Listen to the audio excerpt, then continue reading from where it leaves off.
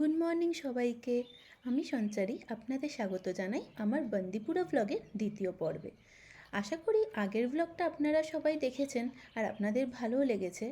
আজকে আমি আপনাদের দেখাবো আমরা যে রিসর্টটার কথা আগের দিন বলেছিলাম সেই রিসর্টটা কেমন দেখতে, আমরা কোথায় ছিলাম আর চারপাশে আমরা কী কী অ্যাডভেঞ্চার করলাম।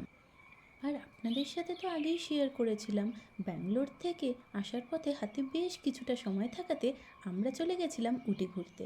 আর উটির থেকে ফিরে এই রিসর্টে চেক ইন করতে করতে আমাদের প্রায় বিকেল 4:45 বেজে গেছিলো। আসার কিছুক্ষণের মধ্যেই দেখুন কীরকম টিপটিপ করে বৃষ্টি শুরু হয়ে গেছে। ও আরেকটা কথা বলে রাখি, আমাদের এই রিসর্টে চেক ইন করতে বলা হয়েছিল সন্ধ্যে 6টার মধ্যে। আসলে না, এই রিসর্টটা মধুমালাই জঙ্গলের খুব পাশেই। আপনারা দেখতেই পাবেন আমার ভিডিওতে যে জঙ্গলটা আমাদের রিসর্ট থেকে কতটা কাছে ছিল। আর এটিই হলো আমাদের আজকের ঠিকানা। বাহ, দেয়ালে দেখুন হরিণটা কি সুন্দর লাগছে না? আর আমি আপনাদের সাথে বাজেট কত কি পড়েছে আমাদের সেটা আমি ভিডিওর মধ্যে শেয়ার করে দেবো। আর দেখুন রিসর্টের বাইরে বাগানে কি সুন্দর একটা পদ্ম ফুল ফুটে রয়েছে।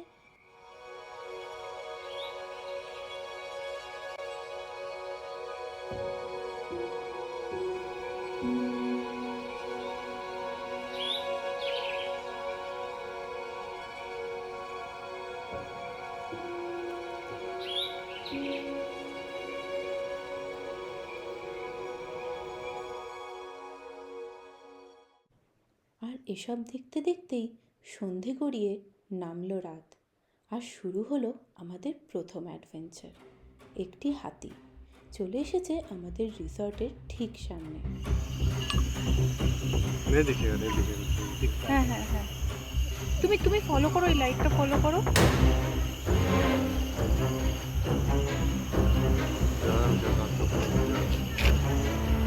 চলে যাবো বা তুমি একটু একটু लाइटটা ফলো করে যাও। यही यही एलिफेंट था तब से जो खा पी रहा है ना। হ্যাঁ, यही एक ही है जो इधर घूमता रहता है। তুমি তুমি একটু এদিকটা করে ঘোরাও।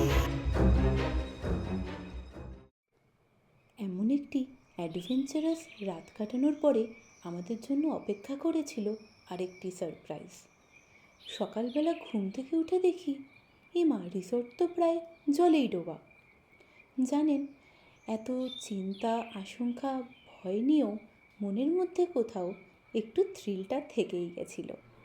যখন আমরা ভেবে চলেছি যে এখান থেকে কিভাবে কখন বেরোবো, কখন জল কমবে, ঠিক সেই সময় আমাদের কাছে খবর এলো রিসর্টের কেয়ারটেকারের থেকে জল নাকি কমবে না, আরও বেড়ে যাবে, কারণ উটিতে খুব বৃষ্টি হওয়াতে তারা বাঁধের জল ছেড়েছে। এই সারপ্রাইজটা শকিং ছিল আরও। बैग भीग जाएगा भाई। बैग भीग जाएगा।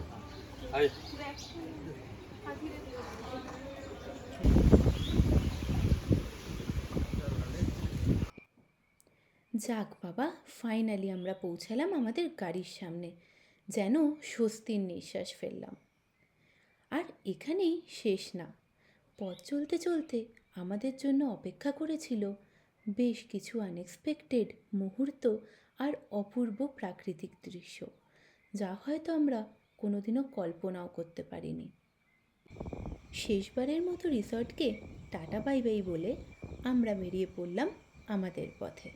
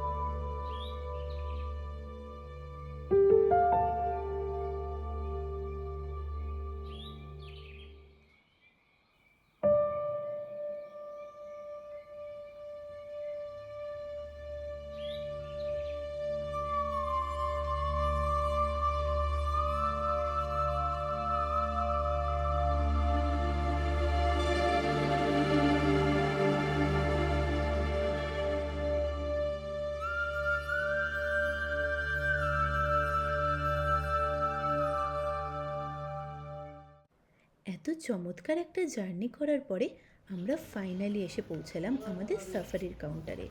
আমরা আজকে সাফারি করব মধুমালাই টাইগার রিজার্ভ ফরেস্টে, যেটা তামিলনাড়ুর আন্ডারে।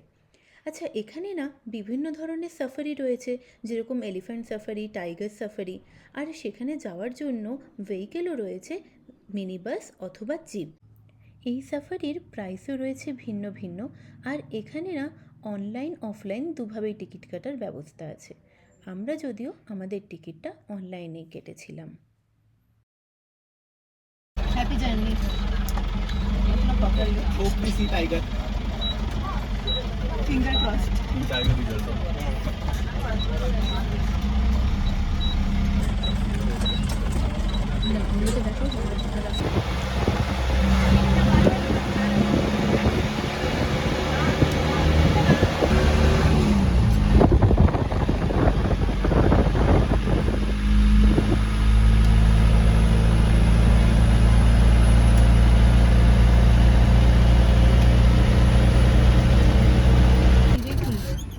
Excitement begins now.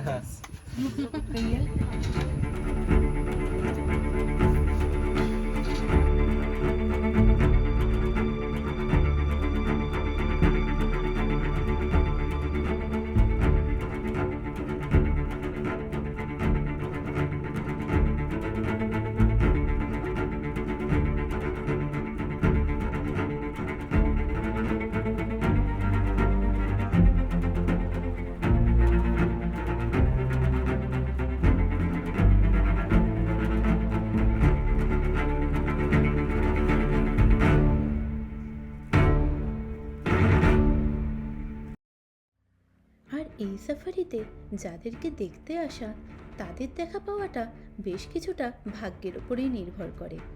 এত বড় জঙ্গল, সেখানে তারা কোথায় কখন কিভাবে বিচরণ করবে সেটা তো সম্পূর্ণ তাদেরই হাতে।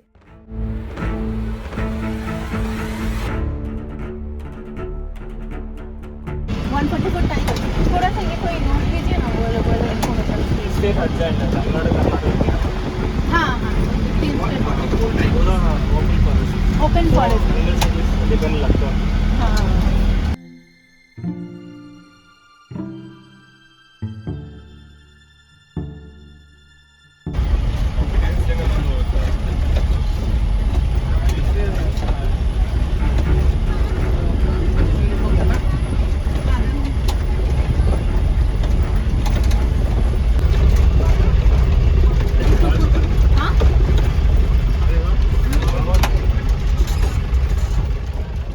বাঘ দেখতে এসে বাঘের দেখা না পেলেও আমরা দেখতে পেলাম অসম্ভব সুন্দর একটি ওয়াটারফলস। চোখটা যেন জুড়িয়ে গেল। চারপাশে এত সুন্দর পাহাড়, জঙ্গল, আর তার মধ্যে দিয়ে বয়ে চলেছে একটি নদী, তাও তীব্র বেগে।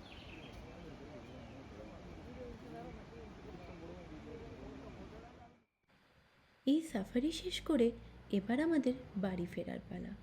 মনটা একটু খারাপ হয়ে গেছিল ঠিকই, এত সুন্দর শান্তিপূর্ণ পরিবেশ ছেড়ে আবার ফিরে যেতে হবে শহরের সেই কোলাহলে। কিন্তু এটা ভেবেও ভালো লাগছিল, ঠিক কখনো সময় বার করে আমরা চলে আসব এই সৌন্দর্য উপভোগ করতে।